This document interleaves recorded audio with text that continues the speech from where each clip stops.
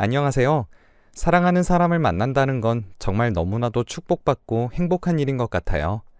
저에게도 이러한 일들이 많이 있었습니다. 오늘은 저의 이야기를 한번 해보려고 합니다. 아버지께서 저를 홀로 키우셨고, 엄마는 제가 어릴 때 집을 나가셨다고 합니다. 집에 항상 돌아오면 아무도 없었고, 아버지는 늦게 술 취해 들어오는 날들이 많았죠. 그렇게 어린 시절들을 보내니 저는 따스한 가족의 품이 너무나도 그리웠어요. 술에 취하면 늘 저 때문에 자기가 이렇게 사는 거라고 화를 내셨고 손찌검도 하셨습니다. 작은 몸으로 아버지의 화를 받아내야 했죠. 그렇게 성인이 되어서는 저는 바로 독립을 했습니다. 아버지께서는 나갈 때도 엄청 욕을 하시더라고요. 다 키워놔봤자 소용없다며 성인이 되자마자 집을 나간다며 말이죠. 저는 그런 말에 아랑곳하지 않고 그저 아버지에게서 탈출하고 싶었고, 어떻게 보면 저도 사랑하는 사람을 만나서 새로운 가정을 꾸리고 싶었습니다. 보통 사람들의 장래희망이라고 하면 직업을 적기 마련인데 저는 달랐죠. 단란한 가정이 있는 주부가 바로 저의 꿈이었습니다. 그렇게 나가서 돈을 벌기 시작하며, 그래도 아버지였기에 저는 들어오는 적은 월급을 조금씩 떼어 아버지께 입금해 드리기도 했습니다. 그렇게 지내던 어느 날 제가 나간 지 몇 년이 되지 않아서 아버지의 부고를 들었죠. 술을 그렇게 마셨는데 몸이 정상일 리가 없잖아요. 그래도 키워준 아버지라서 그런지 그렇게 맞고 자랐지만 슬프더라고요. 가족 같지는 않았지만 세상에서 하나밖에 없었던 가족이 사라져 버렸으니까요. 그래도 그 슬픔은 그렇게 오래 가지 않았어요. 그리고 우연히 만난 저의 첫사랑이 길을 가다가 말을 걸어왔는데, 정말 사랑하는 사람들은 이렇게 만나는구나 싶을 정도로 후광이 보이는 사람이었죠. 그냥 보기만 해도 행복했습니다. 따스한 사람과 연애 4개월 만에 같이 살기 시작했고, 그렇게 저희는 함께 했습니다.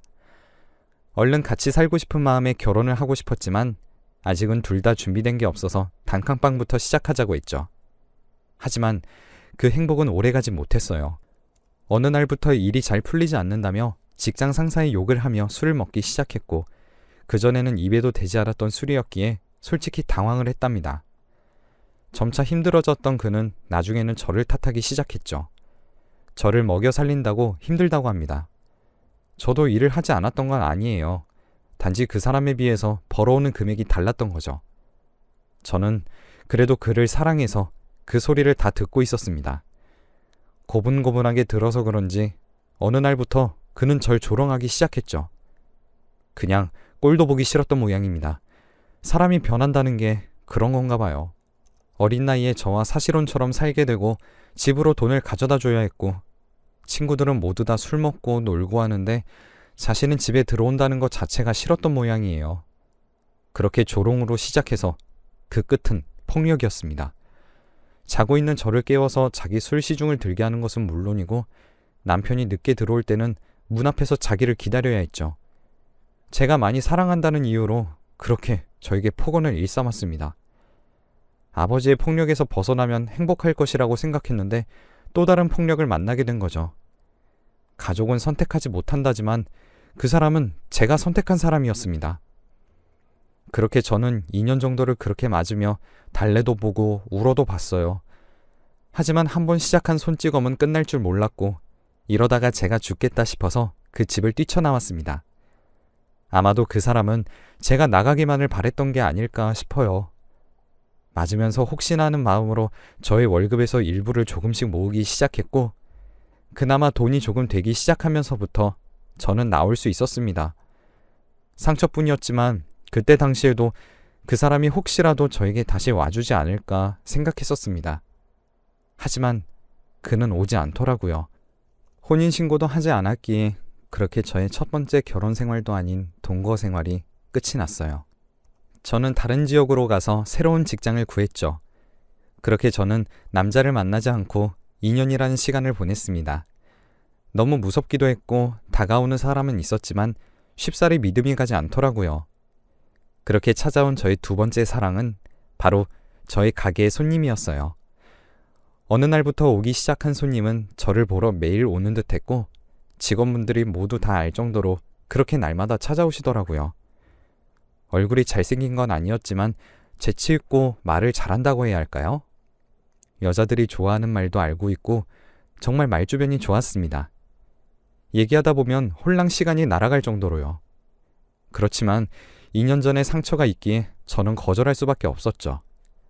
하지만 그분은 집요했습니다. 거의 5개월이라는 기간 동안 저를 찾아 가게에 오더라고요. 한 번쯤 만나봐도 되겠다고 생각할 만큼 제 마음은 이미 흔들리고 있었죠. 그렇게 저는 두 번째 사랑을 만나게 됩니다. 함께 있으면 즐거운 사람이었고 말도 너무 잘하는 사람이었습니다. 사업을 하고 있었고 화려한 언변이 무엇 때문인지 알겠더라고요. 그렇게 그와 저는 결혼을 하고 저희는 행복할 줄 알았습니다. 그런데 그것도 아니더라고요. 결혼을 하게 되면서 사업은 더욱더 잘 되게 되었고 그러면서 자연스럽게 회식도 많아지고 점차 집에 안 들어오는 나날들이 많아지더라고요. 그것까지는 이해했습니다. 남자들이 사업을 하다 보면 시간도 어길 수 있고 집에 안 들어올 수도 있죠. 어느 날부터는 현금을 손에 가지고 다니는 일들이 많아졌는데 처음에는 저는 그게 무슨 이유인지 몰랐어요. 아무것도 모르는 저에게 그저 사업 핑계만 대는 사람이어서 많이 물어보지도 못했죠. 말로서는 저를 꼬셨지만 막상 결혼을 하니 별것 없다고 생각을 했는지 늘 재미없는 듯한 웃음을 지으며 절 바라볼 뿐이었죠. 그렇게 집에 안 들어오는 날이 잦아지고 싸울 때도 많아졌습니다. 그런데 알고 보니 현금을 가지고 다니는 이유가 바로 도박이더라고요. 싸우면서 말실수를 하게 되었는데 그제야 알게 됐습니다. 막상 알게 되니 더 뻔뻔하게 나오더라고요. 네가 뭔데 내 일에 참견하냐? 내가 번 돈으로 내가 하겠다는데 네가 뭔데 소리 지르냐 등등. 가정을 가지는 일이 이렇게 힘들구나. 다들 이렇게 살고 있을까? 다른 사람들은 이런 문제들을 모두 끌어안고 사는 걸까? 내가 이해력이 부족한 걸까? 왜 이렇게 한 사람을 바라보는 게 힘들까? 등등 여러 가지 생각이 들었습니다. 그러면서 자연스럽게 나에게 문제가 있는 건 아닐까 하는 생각이 들더라고요. 두 명의 사람을 만나봤는데 모두 다 저를 신뢰하고 결혼한 후에는 안방구석의 인형처럼 생각하니 비참하고 누구 하나 믿을 사람이 없더라고요. 저는 그 사람을 놓지 못해서 일주일에 한 번씩 집에 들어오는 사람을 꼭 잡고 살았습니다. 하지만 그 결혼 생활도 얼마 가지 못했죠.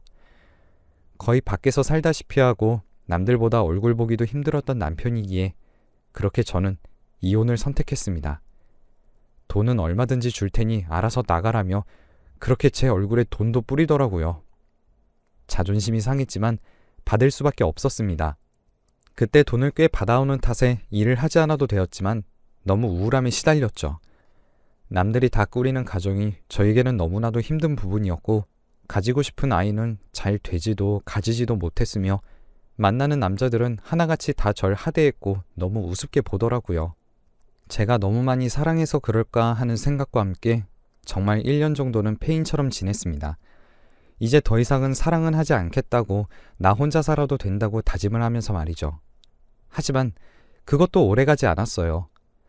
사랑의 아픔은 사랑으로 치유된다고 하던가 그렇게 저는 세 번째 사랑을 만나게 되었습니다. 새로 다니게 되었던 직장에서 저는 사장님과 눈이 맞았어요. 점차 좋아지기는 한데 이러면 안 되겠다는 생각이 먼저 들었죠. 물론 사장님도 저와 같은 마음인 것 같았고요. 그렇게 저는 가게를 그만두었고 돈도 안 받은 채로 그곳을 벗어났습니다. 제가 이 사람을 선택한 이유는 여기 있었죠. 저를 찾으러 왔더라고요. 그때 당시만 해도 연락이 잘 되는 시기도 아니었고 어찌저찌 물어보러 저를 찾아온 것입니다. 이사한 집 앞에서 그를 봤을 때 어디에서도 없는 감정이 나오더라고요. 이번에는 정말 잘 만났다고 생각을 했죠. 정말 하루하루가 행복했고 연애를 하는 내내 그 사람이 좋아서 미칠 지경이었습니다. 하루하루 저를 위해서 살아주는 듯한 느낌이 들었고 무엇 하나 먹을 때도 저에게 먼저 먹여주었으며 여자들이 모두 바라는 모든 매너를 갖춘 사람이었죠. 하루하루 지나갈수록 정말 이런 사람을 만나려고 그동안 나를 힘들게 했나 보다 하는 생각이 들 정도로 행복했습니다. 가게를 함께 꾸려나가면서 그렇게 저희는 거의 신혼부부처럼 살았어요.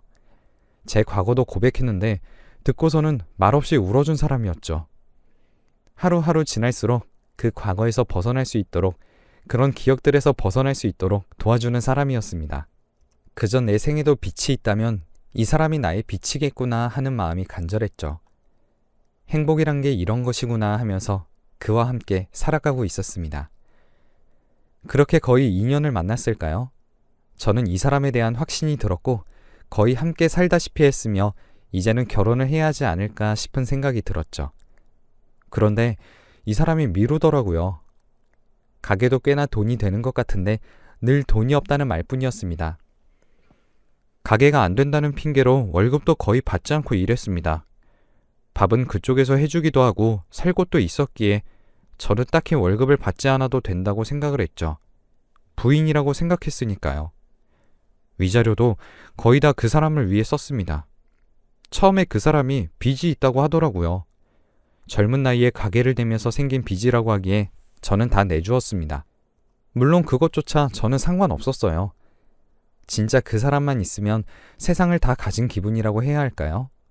너무나도 행복한 나날들이었으니 그렇게 살아도 결혼한 것과 다름없다고 생각했습니다.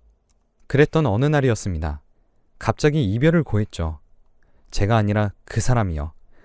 너무나도 잘 만나고 있었는데 이해가 가지 않았습니다. 그냥 아무 말도 하지 않고 나가달라는 말에 정말 망치로 머리 한 대 맞은 기분이더라고요. 일단 너무 단호하게 말해서 쫓겨나듯 나오기는 했는데 전 이별을 한 게 아니었죠. 멍한 기분과 함께 내가 무엇을 잘못했나 생각하고 있었습니다. 갑자기 나와버린 터라 갈 곳도 없었고 돈도 얼마 가진 것도 없었습니다. 이 사람이 내 전부라고 생각하고 거의 월급도 받지 않은 채 일했으니까요. 너무 답답했어요.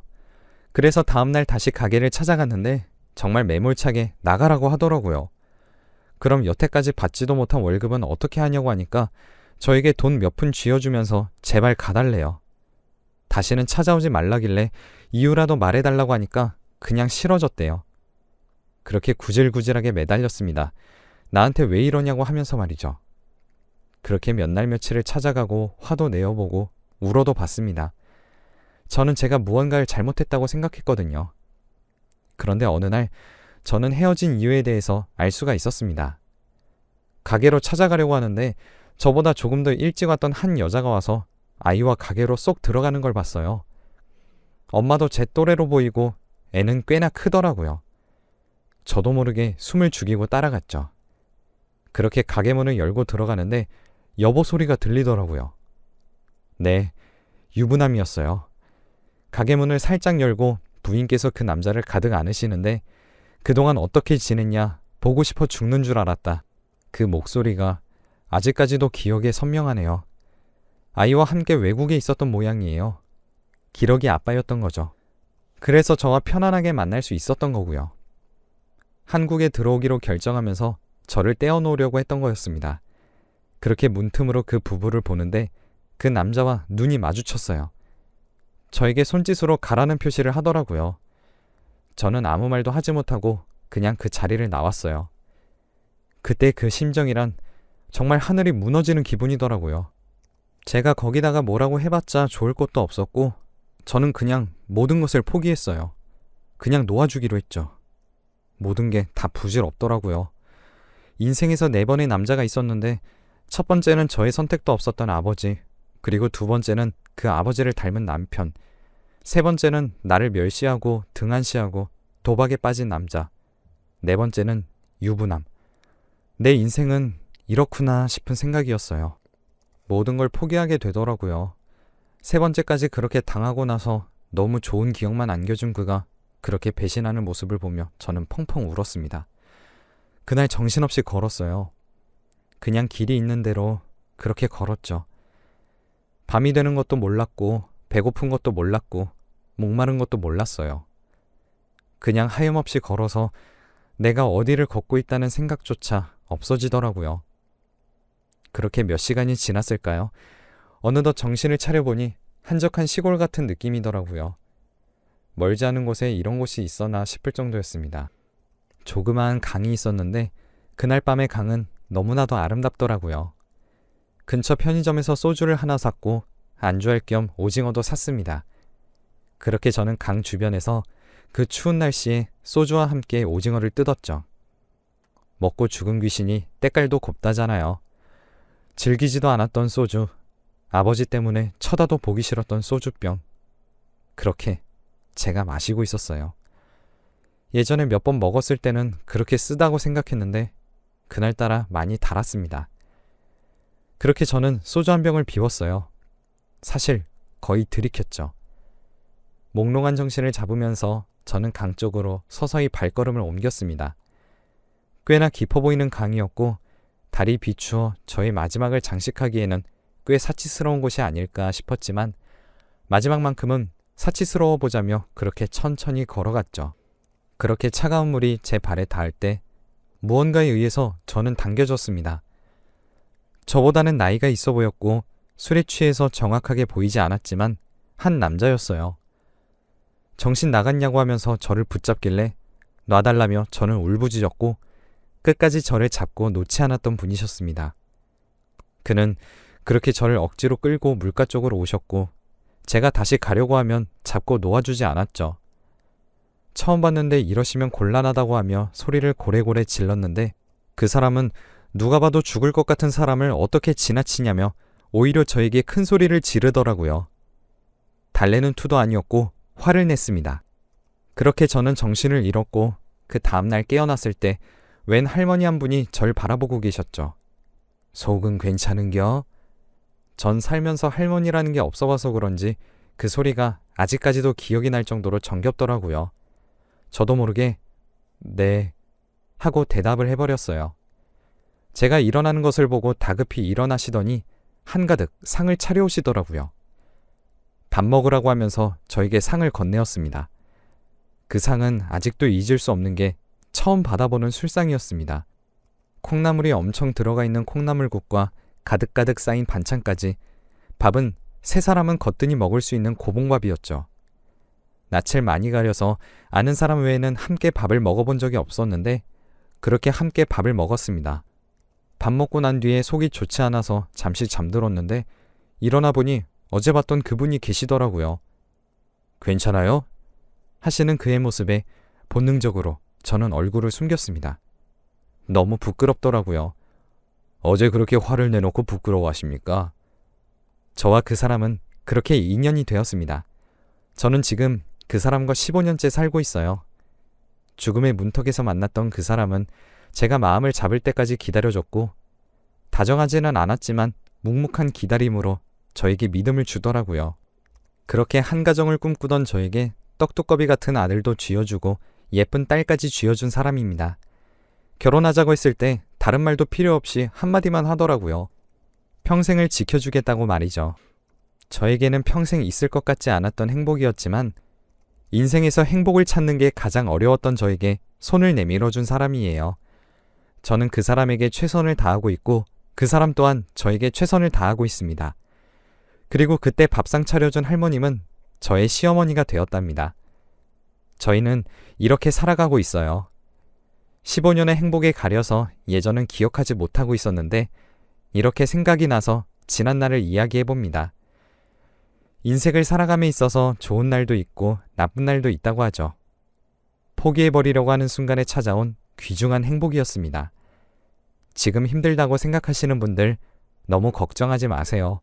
좋은 날은 꼭 오더라고요. 저의 파란만장했던 젊은 날의 이야기 들어주셔서 감사하고 글을 읽으시는 모든 분들께 행복이 가득하기만을 바라겠습니다.